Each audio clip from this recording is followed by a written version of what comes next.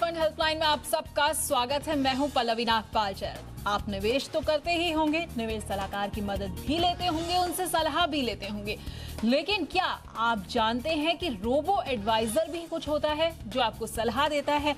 हम आपको बताते हैं कि आखिरकार रोबो एडवाइजर क्या होते हैं। ये एक ऐसा ऑनलाइन एडवाइजर होता है जो आपको सस्ते में एडवाइस देता है, लेकिन इसके अपने कुछ फायदे हैं तो कुछ नुकसान भी होते हैं। और इसी पर चर्चा करने के लिए आज हमारे साथ जुड़ रहे हैं खास मेहमान amitkukareja.com के फाउंडर अमित कुकरेजा।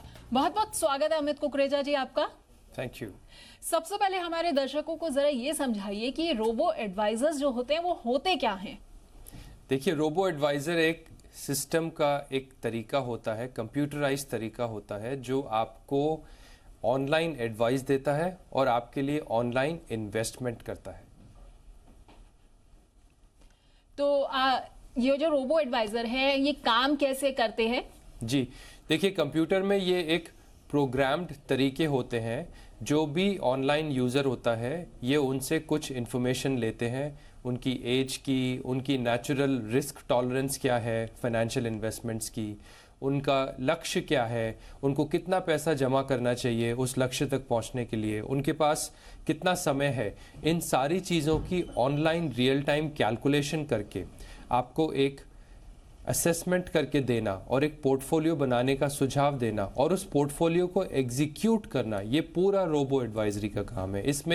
इसमें जो मैनुअल एफर्ट होता है वो पूरा रिप्लेस हो जाता है ऑनलाइन एफर्ट से, और ये पूरा एक प्रोग्रामिंग तरीके से इसको कॉन्फ़िगर किया जाता है कि कोई भी ऑनलाइन यूज़र किसी भी तरह की इंफॉर्मेशन डाल के अपने लिए एक रिकमेंडेड प्लान ले सकता है ऑनलाइन। तो आज के वक्त में अगर बात की जाए तो कितने लगभग रोबो एडवाइजर्स जो हैं वो देश में काम कर रहे हैं, और क्या रोबो एडवाइजर्स के लिए सभी का परमिशन लेना ज़रूरी होता है?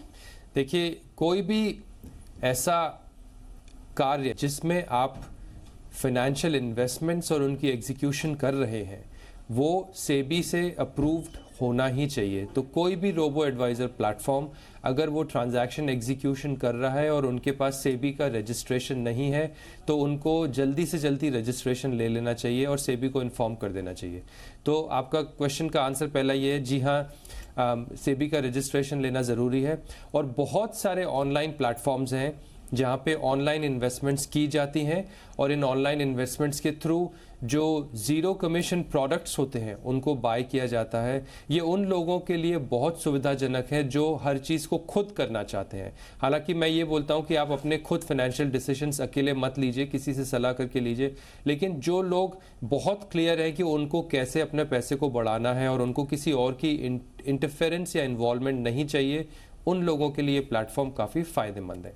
तो बिल्कुल आपने समझ लिया होगा कि रोबो एडवाइजर आखिरकार क्या होते हैं और इसके क्या फायदे हैं, क्या नुकसान है, ये भी हम आपको बताएंगे। लेकिन इस बीच हम आपको ये भी बता देते हैं कि आप हमारा ये शो ट्विटर और फेसबुक के जरिए लाइव भी देख सकते हैं। और अगर आपके मन में रोबो एडवाइजर या म्यूचुअल फंड से जुड़े कुछ भी सवाल उठ रहे हैं तो आप कॉमेंट सेक्शन में जाकर वहां पर अपने सवाल हमें भेज सकते हैं। हम कोशिश ये करेंगे कि सभी सवालों को जो है शो में शामिल कर लिया जाए। हालांकि जो सवाल नहीं शामिल हो पाएंगे कोशिश ये की जाएगी कि अगले एपिसोड में जरूर शामिल कर पाएं। अच्छा अमित जी, ये बताइए कि रोबो एडवाइजर आपने बताया कि कैसे काम करता है, लेकिन अगर फीस की बात की जाए, जैसे कि वित्तीय सलाहकार जो होते हैं वो फीस लेते हैं, रोबो एडवाइजर्स को भी क्या कुछ फीस वगैरह या कुछ कमीशन, कुछ चार्जेस लगते हैं क्या? देखिए, कोई भी सिस्टम तब तक प्रॉफिटेबल नहीं होता जब तक वो फीस नहीं लेता, और अगर आप प्रॉफिटेबल नहीं होंगे, चाहे वो ऑनलाइन प्लेटफॉर्म है, तो आप वो रिस्क कैरी करेंगे कि वो प्लेटफॉर्म आपको बंद करना पड़ेगा। तो किसी भी प्लेटफॉर्म का फीस लेना बहुत नेचुरल है, ठीक उसी तरह वो इतना स्वाभाविक है जिस तरह कोई भी बिजनेस को चलाना। तो रोबो एडवाइजर्स प्लेटफॉर्म भी फीस लेंगे। ये अलग बात है कि उनको अगर बहुत अच्छी फंडिंग आई हुई होती है तो वो इनिशियली फीस नहीं लेते, या बहुत नॉमिनल फीस, बहुत छोटा फीस रखते हैं ताकि ज़्यादा से ज़्यादा साइनअप्स हो जाए और ऑनलाइन प्लेटफॉर्म की वैल्यूएशंस बढ़ जाए, जो इस बेस पे आधारित होती है कि कितना बड़ा ट्रांजैक्शंस और कितने अमाउंट का म्यूचुअल फंड के पोर्टफोलियोज उस पर बने हुए हैं। तो फीस लेना बिल्कुल नेचुरल है। क्या वो फीस बहुत ज़्यादा है, बहुत कम है, ये कम्प्लीटली प्लेटफॉर्म पे डिपेंड करता है। इनिशियली उनको कस्टमर्स लेने होते हैं, इसलिए फीस बहुत कम रखते हैं, लेकिन अगर वो ब्रेक इवन नहीं कर पाएंगे तो वो प्लेटफॉर्म बंद हो जाएंगे, इसलिए उनका फ़ी मॉडल इतना होना चाहिए कि वो प्लेटफॉर्म को सस्टेन कर सकें।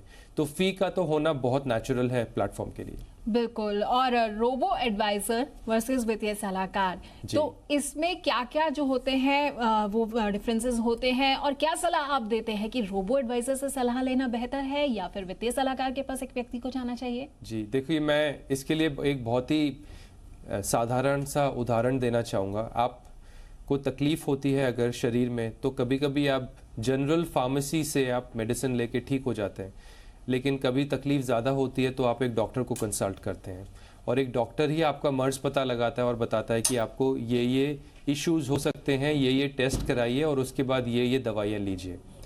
तो एक फाइनेंशियल एडवाइज़र जो ह्यूमन फाइनेंशियल एडवाइज़र है और एक जो रोबो एडवाइज़र है, रोबो एडवाइज़र आपका एक प्रोग्राम्ड तरीके से इंफॉर्मेशन पे बेस्ड आपको कुछ सजेशन या डिसीजन देगा, लेकिन जो ह्यूमन एडवाइज़र है, जिसको हम बोलते हैं ह्यूमन इंटरवेंशन के थ्रू, वो आपके पोर्टफोलियो को, आपकी नेचुरल रिस्क को, आपके गोल्स को साइकोलॉजिकली समझ के, आपका मेंटल मेकअप को समझ के अकॉर्डिंगली एडवाइस देगा। तो ह्यूमन इंटरवेंशन को तो रोबो एडवाइज़र रिप्लेस नहीं कर सकता। हाँ, ये अलग बात है कि आप ह्यूमन इंटरवेंशन के साथ भी आगे बढ़ना चाहते हैं या सिर्फ रोबो एडवाइज़र से बढ़ना चाहते हैं। बिल्कुल। और आपने ये तो बता दिया कि आखिरकार क्या क्या फर्क रहता है दोनों में, लेकिन रोबो एडवाइजर के अपने कुछ तो फायदे होते होंगे जो लोग जो है इसकी ओर खिंच रहे हैं आजकल। जी, बहुत फायदे होते हैं। एक तो इसका जो कॉस्ट ऑफ ऑपरेशन है बहुत कम होता है, जिस तरह से नए नए प्लेटफॉर्म आते जा रहे हैं और जो उनकी इनिशियल प्रोपोजिशन है जिसमें वो बहुत low cost robo advisory platform offer कर रहे हैं, तो उस वजह से कॉस्ट बहुत कम होता है। सेकंड, इसमें ज़ीरो कमीशन या नो कमीशन वाले प्रोडक्ट्स को आप चूज़ करके अपना पोर्टफोलियो ऑप्टिमाइजेशन और पोर्टफोलियो मैनेजमेंट कॉस्ट को बहुत रिड्यूस कर सकते हैं। थर्ड, ये आपको एक क्योंकि ये प्रोग्राम्ड होता है, क्योंकि ये कंप्यूटर पे आधारित होता है, इसमें मिस्टेक्स होने के चांस बहुत ऑलमोस्ट निल होते हैं। तो जिन म्यूचुअल फंड की इंफॉर्मेशन, डेटा, परफॉर्मेंस सब कुछ है, और अगर ये इन्वेस्टर का, ऑनलाइन यूज़र का रिस्क टॉलरेंस और गोल अच्छे से समझ के रेकमेंड कर सकते हैं और उनको एग्जीक्यूट कर सकते हैं, तो इनसे अच्छा कोई और मैकेनिकल वे नहीं होता पोर्टफोलियो को इन्वेस्ट करने का और एग्जीक्यूट करने का। तो आपने समझे होंगे कि आखिरकार रोबो एडवाइजर अगर आप चुनने का सोच रहे हैं तो उसके क्या क्या फायदे हैं या फिर कितनी लिमिटेशंस जो है वो रोबो एडवाइजर्स की होती हैं। अच्छा अमित जी, जरा हमारे दर्शकों को ये भी बताइए कि रोबो एडवाइजर्स कितने तरह के होते हैं। हमने कई तरह के सुना है कि ऑटो पायलट होते हैं या फिर लक्ष्य आधारित क्या सलाह ये देते हैं। जी देखिए, बहुत सिंपल सी बात है। रोबो एडवाइजर मतलब एक ऑटोमेटेड तरीके से आपका ऑनलाइन पोर्टफोलियो सेटअप और एग्जीक्यूशन करना, बहुत सिंपल सी बात है। अब वो कितने प्रकार के होते हैं ये कंप्लीटली उस पर डिपेंड करता है कि उस प्लेटफॉर्म ने कितने फीचर्स और कितने फंक्शंस ऑफर किए हैं उस ऑनलाइन यूज़र को। कुछ रोबो एडवाइजरी में खाली फाइनेंशियल प्लानिंग होती है, वो आपके गोल्स की इन्फॉर्मेशन लेते हैं, आपका होराइजन लेते हैं और आपको SIP अमाउंट बताते हैं। कुछ रोबो एडवाइजरी प्लेटफॉर्म में प्लानिंग के अलावा गोल की एग्जीक्यूशन के लिए पोर्टफोलियो सेटअप और पोर्टफोलियो मैनेजमेंट होती है। कुछ रोबो एडवाइजरी में एडिशनल फंक्शन होते हैं, वो बोलते हैं कि हर साल हम एसेट रीबैलेंस कर देंगे। अगर हमारा गोल क्लियर है तो हम इक्विटी और डेट का एक फिक्स्ड रेशियो मेंटेन करते चलेंगे और हर साल उसको जो भी ऊपर नीचे होगा उसको हम लेवल कर देंगे। तो आपने उस इन्वेस्टमेंट में उस प्लेटफॉर्म में कितना इन्वेस्टमेंट किया है, कितने फीचर्स और कितने फंक्शंस ऑफर करने का सोचा है, ये उस प्लेटफॉर्म पे डिपेंड करता है। तो आप डेफिनेटली 4-5 रोबो एडवाइजरी प्लेटफॉर्म को चूज़ कीजिए, उनकी कंपैरिजन कीजिए और जहाँ पे सबसे ज़्यादा आपकी रिक्वायरमेंट मीट हो रही है कम से कम कॉस्ट में, उस पे आप अपना साइन अप कीजिए। तो बिल्कुल ये आपने समझा कि रोबो एडवाइजर के फायदे क्या क्या हैं, रोबो एडवाइजर कैसे आपके लिए बेहतर हो सकते हैं या फिर निवेश सलाहकार, और रोबो एडवाइजर कैसे काम करता है ये तो आप समझ ही चुके होंगे। रोबो एडवाइजर से जुड़ी और भी चीजें हम जानेंगे अमित जी से, लेकिन फिलहाल हमारे साथ एक कॉलर जुड़ गए हैं, सबसे पहले उनसे बात कर लेते हैं। हमारे साथ सुरेंद्र कुमार जी जुड़ गए हैं। सुरेंद्र जी, बहुत बहुत स्वागत है आपका जी बिजनेस पर। कहाँ से बोल रहे हैं आप? हेलो जी सुरेंद्र जी। हाँ मैडम, नमस्कार। मैम नमस्कार। मैं मेरठ से बोल रहा हूँ, यूपी मेरठ से। जी अपना सवाल पूछिए। आज मैं मेरे को ये पूछना था कि मैंने क्या है कि SBI ब्लू चिप फंड के अंदर SBI blue chip fund direct growth के अंदर 1000 रुपए इन्वेस्ट किया है, और SBI स्मॉल जी। कैप फंड के अंदर डायरेक्ट ग्रोथ में 1000 रुपए का इन्वेस्ट किया है, और SBI small cap regular growth में 1000 किया है, और एक मैंने किया है ICICI Prudential blue chip fund के अंदर 500 रुपए का इन्वेस्ट किया है। तो मैडम मैं जी। और क्या इन्वेस्ट करना चाहिए? मैं चाहता हूँ कि मेरा मतलब कि लगभग 10 साल के अंदर 20 लाख का मेरा बजट बन जाए, ये चाहता हूँ। बिल्कुल जी। तो अमित जी, सुरेंद्र जी बता रहे हैं अपना पोर्टफोलियो जिसमें उन्होंने SBI ब्लू चिप फंड लिया हुआ है, इसके अलावा स्मॉल कैप है और रेगुलर डायरेक्ट भी है, ICICI प्रूडेंशियल ब्लू चिप भी लिया हुआ है। जी। ये 10 से 15 साल के अंदर जो है 20 लाख रुपए का लक्ष्य बता रहे हैं, और ये जानना चाहते हैं कि क्या इनका पोर्टफोलियो जो है इनके लक्ष्य के मुताबिक सही है कि नहीं है। 15 साल की जब आपके पास पीरियड हो और आपको 20 लाख जमा करना हो, तो आपको सिर्फ महीने में 4,000 रुपए की SIP करना काफ़ी है। अगर ये पोर्टफोलियो 13% के हिसाब से ग्रो करता है तो आप आराम से अपने लक्ष्य को हासिल कर सकते हैं। इन्होंने 4 फंड्स लिए हैं। मैं इनको, सुरेंद्र जी को यही रेकमेंड करूंगा कि बस 2 फंड में अपना पैसा लगाएं, इतना कुछ ज़्यादा बड़ा रकम नहीं है, तो 2 फंड बहुत हैं, इनके लक्ष्य को जल्दी पहुंचा देंगे। मेरे ख्याल से 15 साल से पहले ही पहुंचा देंगे। उसमें अगर ये SBI ब्लू चिप जो ये कर रहे हैं उसको चलते रहने दें 2,000 रुपये पर मंथ के हिसाब से, और एक नया फंड मैं सजेस्ट करूंगा, मेरा asset emerging blue chip fund, उसमें भी 2,000 रुपये की SIP शुरू कर दें। बाकी के जो इन्होंने इन्वेस्टमेंट्स किए हुए हैं उसको स्टॉप कर दें, रिडीम ना करें, और जितना हो सके सिर्फ डायरेक्ट प्लान्स में ही इन्वेस्टमेंट करें। आई थिंक इनको रिटर्न्स भी अच्छे मिलेंगे और ये अपने टारगेट गोल पे टाइम से पहले पहुंच जाएंगे। तो उम्मीद करते हैं सुरेंद्र जी जो आपको सलाह चाहिए थी वो आपको मिल चुकी है, और ऑल द वेरी बेस्ट, जिससे आप अपने लक्ष्य को आसानी से और जल्दी जल्दी जो है हासिल कर लें। खैर, एक सवाल और ले लेते हैं जो हमारे पास फेसबुक के जरिए आया हुआ है। बड़ा इंटरेस्टिंग सवाल है शाहिद अली जी का, जो ये जानना चाहते हैं कि जनरल इलेक्शन तक वेट करें लमसम इन्वेस्टमेंट के लिए, या फिर अभी से निवेश जो है शुरू कर लिया जाए। मैं आपको शाहिद जी यही बोलूँगा कि इन्वेस्टमेंट्स के डिसीजन में आप हमेशा एक बहुत सिंपल रूल अपना लीजिए। जब भी लमसम करना हो तो मार्केट वैल्यूएशन अगर बहुत डाउन हो तो लमसम कीजिए, और अगर आपकी मार्केट वैल्यूएशन, जिसको मैं बोलूँगा P ratio, price to earnings ratio, अगर वो 18-19 से ऊपर है तो हमेशा सिस्टमैटिक तरीके से इन्वेस्टमेंट कीजिए। जी। और जितना शॉर्ट गोल हो डेट फंड में रहिए, जितना लॉन्ग टर्म गोल हो इक्विटी फंड में रहिए। बिल्कुल। इसके अलावा हमारे साथ एक कॉलर भी जुड़ गए हैं, पंजाब से हमारे साथ जुड़े हैं लवली शर्मा जी। लवली शर्मा जी, बहुत बहुत स्वागत है आपका जी बिजनेस पर। अपना सवाल पूछिए। मैम लवली बोल रहा हूँ। एक्चुअली मैम मैं 15,000 मंथली सिप लगा रहा हूँ। हेलो जी। और वो मैं जी। 17 साल तक के लिए लगा रहा हूँ, जिसमें मेरे पास HDFC इक्विटी फंड है, और दूसरा है HDFC कैपिटल बिल्डर प्लान, और दूसरा है HDFC स्मॉल कैपिटल फंड। तो मैं इसमें 15,000 मंथली लगा रहा हूँ, और मेरा टारगेट जो है 1 CR का है कि मैं 17 साल तक ये टारगेट इस फंड में अगर अचीव हो जाएगा मेरा या नहीं। बिल्कुल बिल्कुल। तो अमित जी हमारे साथ जुड़े हुए हैं आपको सलाह देने के लिए। लवली शर्मा जी ने 3 फंड्स चुने हुए हैं, तीनों ही फंड्स एक ही फंड हाउस से हैं, HDFC से हैं, और वो ये जानना चाहते हैं कि क्या 16-17 साल में इस निवेश के जरिए वो 1 करोड़ रुपए का जो अपना लक्ष्य है वो हासिल कर पाएंगे। तो क्या सलाह देंगे आप इन्हें? देखिए, 15,000 रुपये मंथली SIP से इनका लक्ष्य आराम से 16 साल में अचीव हो जाएगा, अगर हम 13 से 14% का रेट ऑफ रिटर्न का प्लान करें तो। जो तीनों फंड इन्होंने जो तीनों फंड में ये इन्वेस्टमेंट कर रहे हैं, मैं उनको बोलूँगा अभी उनमें इन्वेस्टमेंट बंद कर दें, और जो 2 या 3 नाम मैं बोलने वाला हूँ उनमें से किसी भी 2 में ये SIP शुरू कर दे। 2 या 3 फंड से ज़्यादा इनको रखने की ज़रूरत नहीं है। Aditya Birla sun life equity fund, Kotak standard multi cap fund, और Mirae asset emerging blue chip fund, इन 3 में से कोई भी 2 या तीनों में 5-5 हज़ार रुपये महीने का SIP कर लें। जहाँ तक हो सके डायरेक्ट प्लान में करें, और जहां तक हो सके मंथली इन्वेस्टमेंट को चलते रहने दें। मार्केट के उतार चढ़ाव से इन्वेस्टमेंट्स बंद नहीं होनी चाहिए। इनको अच्छा रिटर्न मिलेगा, हो सकता है 14-15% का रिटर्न भी मिल जाए, लेकिन कंजर्वेटिवली मैं 13% मान के चल रहा हूँ और 16 साल में इनका मुझे लक्ष्य हासिल होता दिख रहा है। तो लवली जी, उम्मीद करते हैं कि अमित जी की सलाह के साथ और जो थोड़े बहुत बदलाव उन्होंने आपको बताए हैं उसके जरिए आप आसानी से अपने लक्ष्य जो है हासिल कर लेंगे।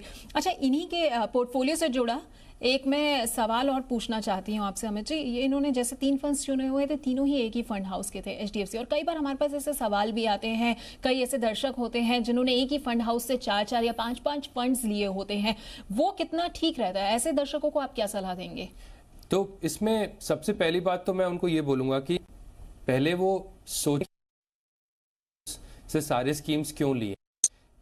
ज्यादातर उनका डिस्ट्रीब्यूटर उनको एक ही फंड हाउस के फंड्स दे रहा होता है, इसलिए लिए हैं, तो उनको वो नॉलेज नहीं होती है। तो मैं हमेशा अपने ऑडियंस को और अपने व्यूअर्स को ये बोलना चाहता हूँ, खुद थोड़ा सा होमवर्क कीजिए। जिस भी कैटेगरी के स्कीम्स वो साइन अप कर रहे हैं उस कैटेगरी का एवरेज देखें, उस कैटेगरी के टॉप परफॉर्मिंग स्कीम्स देखें। बहुत सारी वेबसाइट्स हैं जहाँ पे आजकल म्यूचुअल फंड्स की रेटिंग भी मिल जाती है, जहाँ पे कैटेगरी के एवरेजेस भी मिल जाते हैं, और टॉप परफॉर्मिंग 2 या 3 स्कीम्स देखें। अपने डिस्ट्रीब्यूटर को बोलें कि हमें टॉप परफॉर्मिंग स्कीम्स ही ऐड करनी है और वो ऐड करें। और अगर आप खुद कर सकते हैं किसी रोबो एडवाइजरी प्लेटफॉर्म से, जिसकी हम आज चर्चा कर रहे हैं, तो खुद ही कीजिए, टॉप परफॉर्मिंग स्कीम सेलेक्ट कीजिए और डायरेक्ट प्लान में निवेश कीजिए। बिल्कुल। तो रोबो एडवाइजर प्लेटफॉर्म जो है कम से कम ये आपको इससे बचा सकता है कि अगर कहीं ऐसा ना हो कि आपके वित्तीय सलाहकार का अपना कोई फायदा हो, शायद ऐसा भी हो सकता है। हाँ, मतलब थोड़ा सा ये कंट्रोवर्शियल स्टेटमेंट होगा लेकिन कभी कभी होता है, हम ह्यूमन साइकोलॉजी में बोलते हैं कॉन्फ्लिक्ट ऑफ इंटरेस्ट आ जाता है।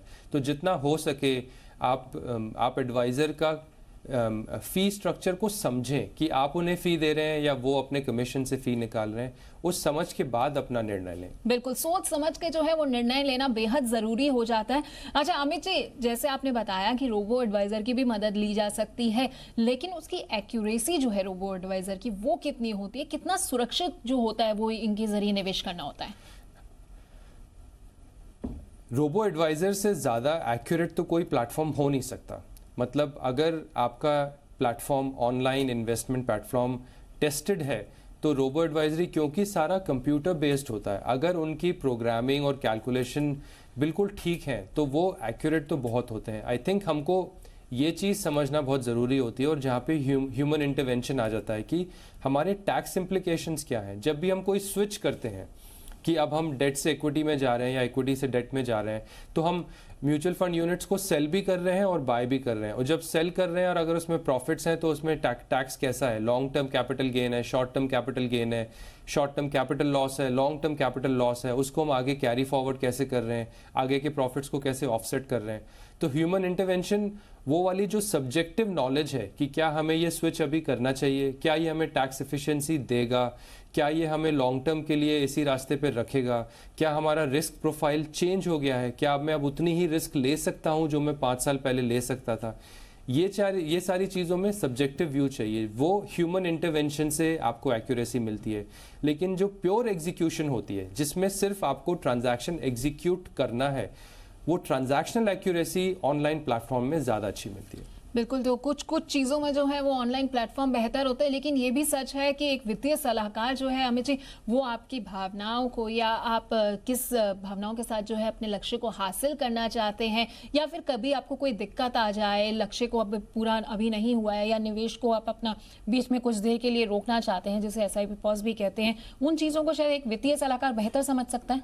जी बिल्कुल। अब मार्केट का मूवमेंट जब ज़्यादा तेजी से ऊपर नीचे होता है तो लोग घबरा जाते हैं। उस टाइम पे अगर कंट्रोल उनके हाथ में होगा रोबो एडवाइजरी प्लेटफॉर्म के थ्रू, तो मोस्ट लाइकली वो उन इन्वेस्टमेंट्स को स्टॉप कर देंगे। लेकिन अगर वो कंट्रोल एक फाइनेंशियल एडवाइजर के पास होगा तो वो उनको उनकी इमोशंस को, उनके पैनिक को हेल्प करेगा, मैनेज करेगा, और उस इन्वेस्टमेंट्स को वो खुद प्रोटेक्ट करेगा कि नहीं, ये टाइम अच्छा है, इसको चलते रहने दीजिए। तो दोनों का एक अपना ही महत्व है, उन दोनों चीज़ों का बैलेंस बना के रखना है एक इन्वेस्टर को बस। बिल्कुल, तो इन चीज़ों के जरिए जो है आप रोबो एडवाइज़र को बेहतर तरीके से समझ पाएंगे। अच्छा, हम ये बात कर रहे थे कि रोबो एडवाइज़र कितने कितने तरह के काम करते हैं, लक्ष्य आधारित सलाह देते हैं, उसके अलावा ऑटो पायलट मोड जो होता है वो क्या रहता है? ऑटो पायलट में अगर आप उनको ऐसे प्रोग्राम कर दीजिए कि हमारी रेगुलरली इतनी मंथली इन्वेस्टमेंट्स होगी और हमारा गोल में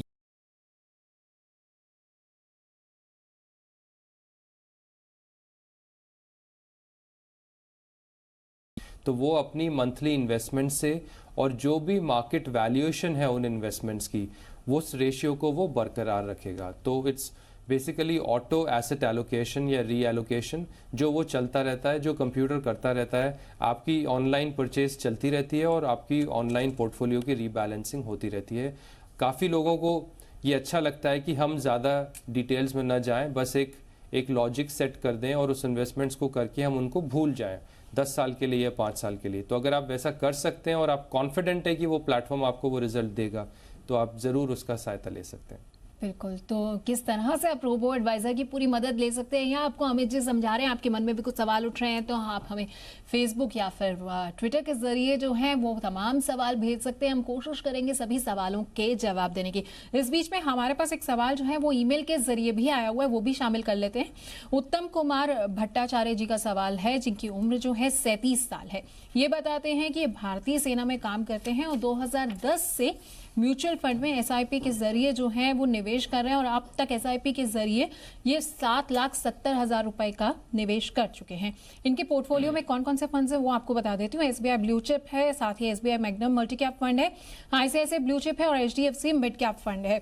अब इनके लक्ष्य जो है वो ये है कि इन्हें अपनी बेटी जिसकी उम्र 5 साल है उनकी पढ़ाई के लिए और साथ में शादी के लिए जो है वो फंड चाहिए। तो ये जानना चाहते हैं कि अगर वो 12 साल निवेश जारी रखते हैं तो उनको कितना रिटर्न मिलेगा। तो इनके पास 7 म्यूचुअल फंड स्कीम्स हैं। मैं उत्तम जी को यही बोलूँगा कि सिर्फ 4 बना के रखें, बाकी में इन्वेस्टमेंट ना करें, उनको होल्ड कर लीजिए और फ्यूचर में कभी रिडीम कीजिएगा। आज की डेट में जो परफॉर्मेंस अच्छी देने वाले स्कीम्स हैं उन्हीं को कंटिन्यू करें। वो 4 हैं, SBI blue chip, SBI magnum multi cap, ICICI blue chip और एचडीएफसी मिड कैप अपॉर्चुनिटीज़। ये 4 इनके 7 स्कीम्स में ये जारी रखें, इसमें एसआईपीज़ चलते रहने दें। इनका एसआईपी अमाउंट 18,000 है या 18,000 पर मंथ की एसआईपी के हिसाब से ये 12 साल में अगर 13% की एनुअल ग्रोथ रखते हैं तो ये 62-63 लाख रुपए जमा कर सकते हैं। और जो आज की इनकी 7,70,000 की इन्वेस्टमेंट है, ये भी अगर 12-13-14% से ग्रो करती है तो ये भी 33 लाख रुपए बन सकती है।